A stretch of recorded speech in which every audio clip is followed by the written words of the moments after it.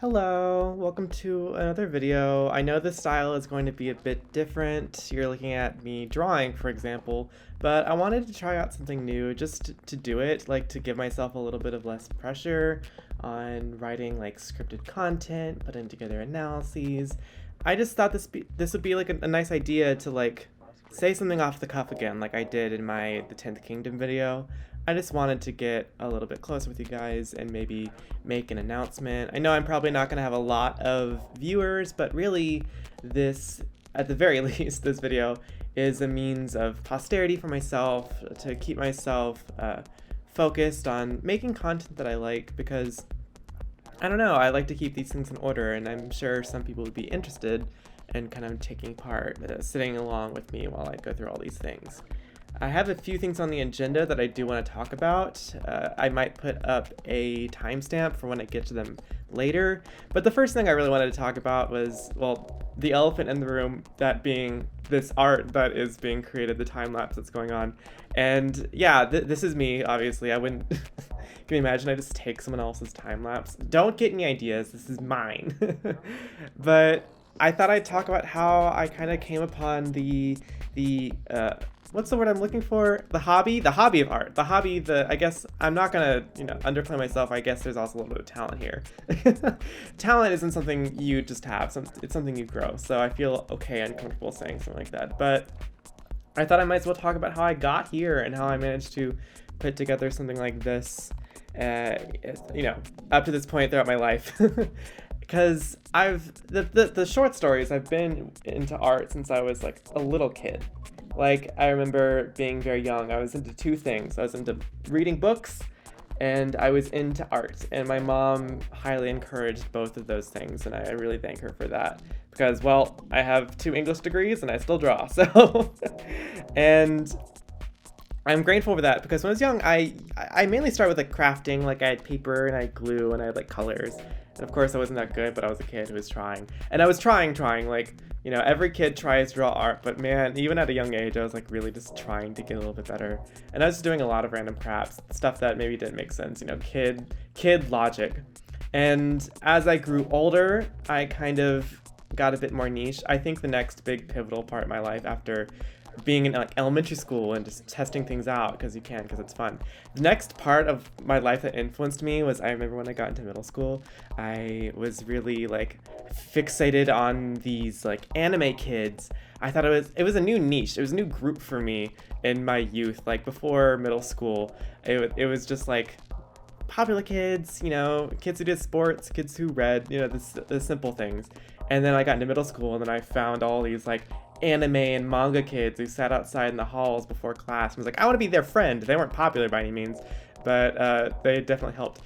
And I wasn't really into anime or manga, but I kind of just faked the part. Even online, I kind of was into like anime and manga forums, even though I didn't partake in the hobby. Like I used it for the social setting, for the social environment, and all of that, like those people and that online, the online scene that I was into, kind of motivated me to start drawing anime eyes. I feel like every person starts with anime eyes, right?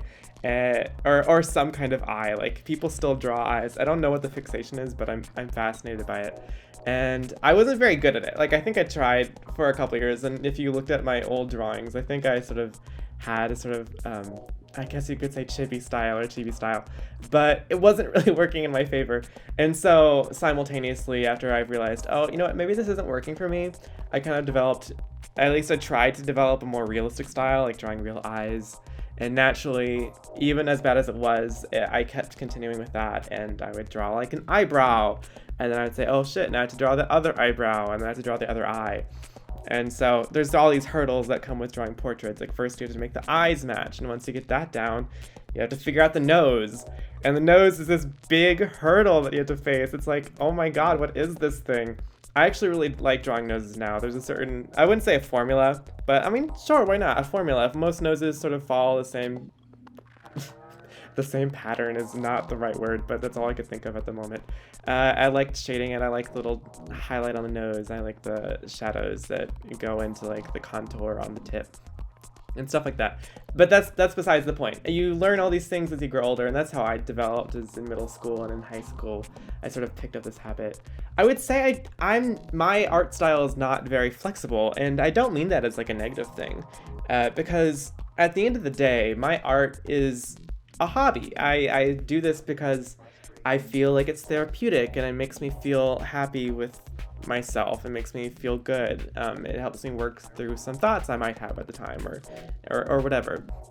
And it's very helpful. And I like doing just this. I like creating portraits. It's really my niche. It's really, I don't really flex beyond that unless I'm really trying to. I think I've tried a couple things. Like, I have a few other things to try out. I might try again.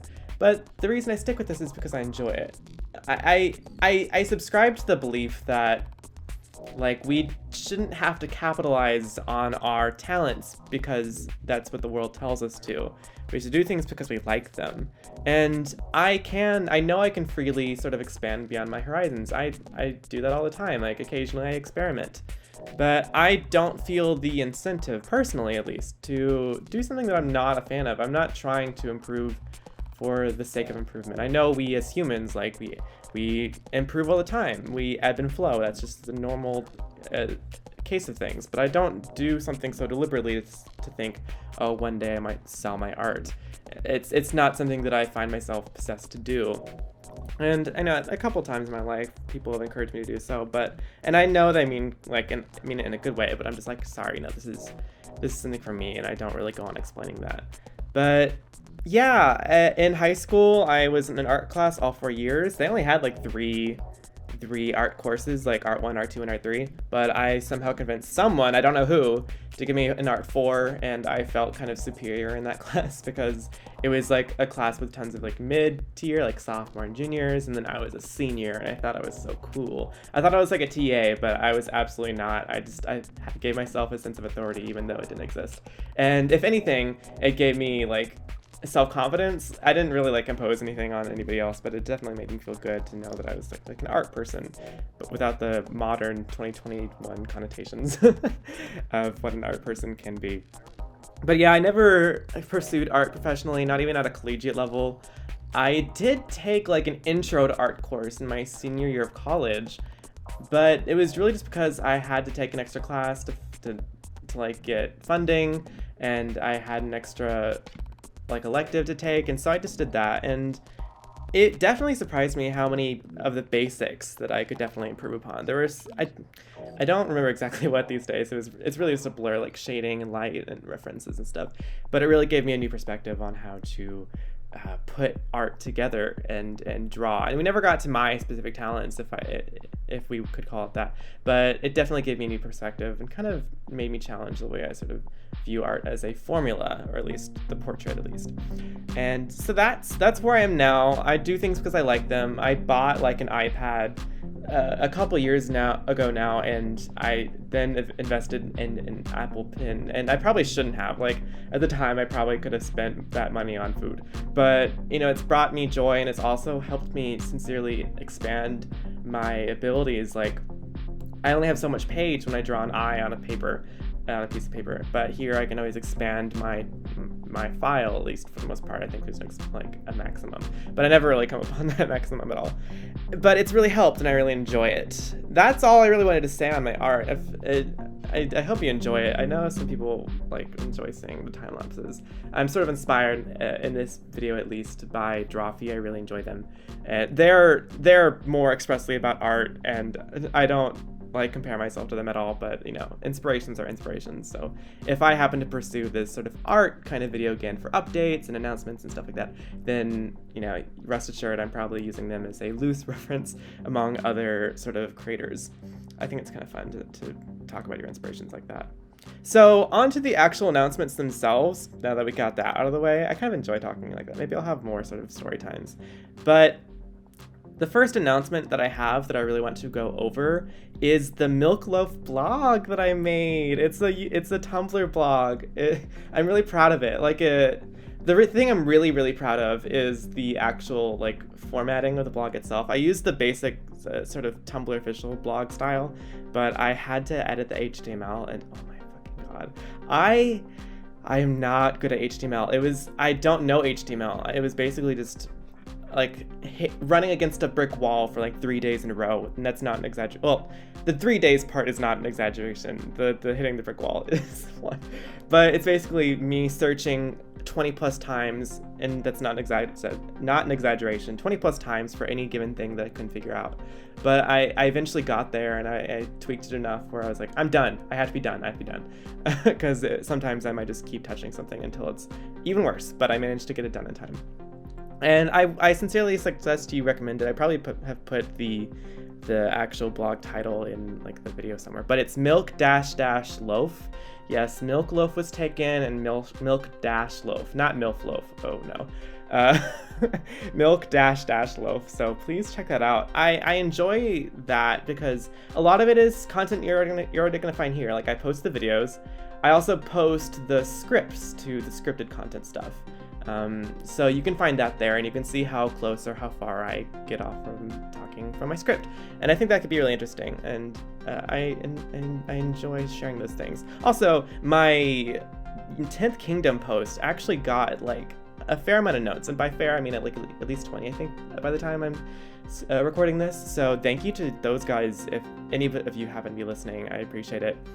But yeah, you can find those there, you can find the script there. The most new kind of content that I've started doing are these journals, which I really actually enjoy. They're just me talking about my progress, my brainstorming sessions, and my ideas. And so if you ever want to catch up with me on like things that aren't published work yet on YouTube, I sincerely suggest you go over there. I've tagged everything accordingly. And yeah, I just have a lot of ideas, and some are a bit more fleshed out than others, some are less, but I'm really happy with them. And you don't have to follow the blog. I'm not saying please follow me at this point. It's like I don't want to like beg, but feel free to check. If you have a Tumblr, it's not that big a deal. I don't spam, so it's not going to be like every day. It's just going to be very rarely where I just talk about myself, so it's not exactly like mind-blowing work, but it might be interesting to follow, and I appreciate seeing the support if you can. What else? So that's about the blog. I'm proud of that. The next thing I want to talk about was the Buffy video. It's the Buffy video that I'm doing. The last video I made, the Enola one, I mentioned I think near the end that the next video is the Buffy video. And the update on that is that it's coming along slowly, and it will come along slowly. I'm gonna cover seasons 4 and 5. No, not 6. I'm not gonna cover 6 because that's just overkill. Like the first Buffy video was 3 seasons, and that was probably a bad mistake because it's a long video. It's 3 hours long. I cannot tell you how much effort was put into that section by section. And even that would be simpler because season 1 is like a half season. So me covering these 3 seasons now would be absolutely crazy. I cannot see myself doing that. So there's probably going to be 3 parts in the Buffy series if I happen to finish it, if this whole YouTube channel thing doesn't end up going to shit. I mean, even if it does, I have these videos and I'm proud of them. So thank you if you do stick along for, witnessing my journey, maybe my rise and fall on YouTube. But yeah, the reason those take so long is I take notes. I take very diligent notes.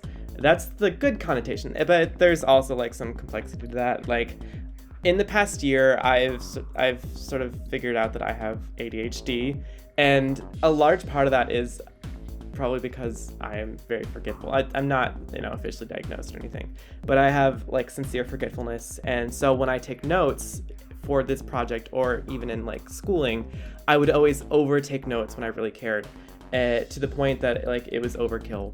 And so if you saw my notes, which I don't publish on the Tumblr, it gets crazy. Like they're pretty dense, probably more dense than they need to be. But that's because I have anxiety about forgetting these things, and then when it comes to creating the video, I lose myself, or I lose my ideas. Like I want to sound intelligent and use the right words and say the right thing. Of course, I always make mistakes, and you can see that in my videos, which I usually try to correct through like text. But it would be sincerely worse if I didn't take such in-depth notes. So that's taking time. I'm still like watching season 4. I'm midway through, and it's gonna be a while. I have thought about, do I want to publish something before the Buffy video? And it's a maybe. Like, of the ideas that I have developed, the few significant ones that are the most developed have the opportunity to be published first, so they might come first, and I'll say that now.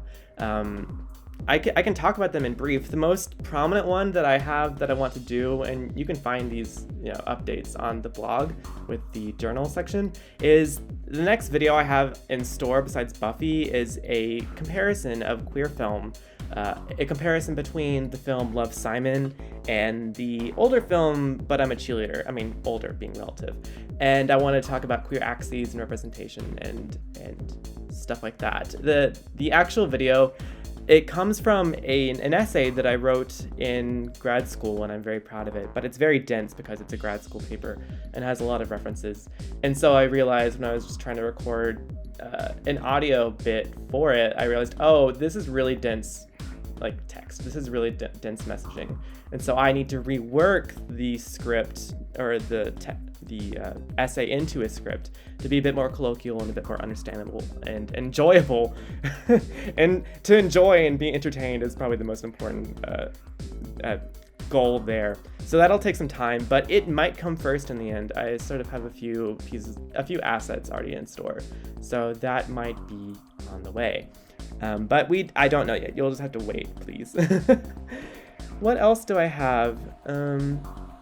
I did have a lot of other ideas that I wanted to maybe go over in this video. I don't know if it would be just a bit of a distraction, but a few ideas that I had in store for future content that I have not collected assets for.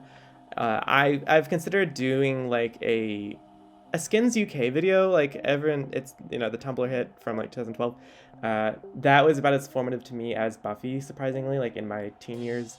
I didn't identify with the characters because I just sat inside a lot, but I kind of understood some of their neuroses and their qualms, even if I was just a bit more normal.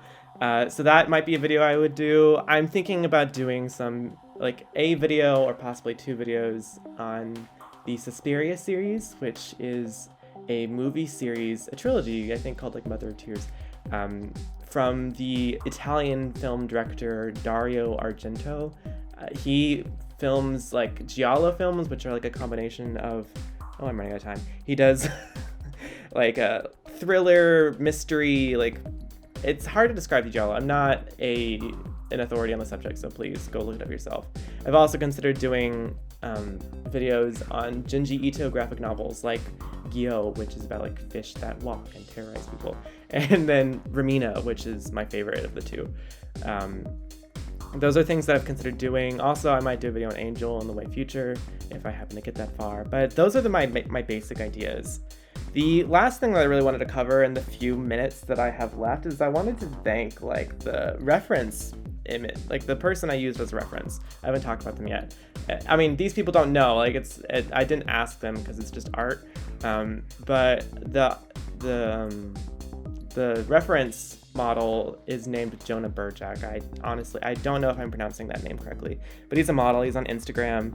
I'll put his Instagram in the description below, as well as the photographer who goes by Santos.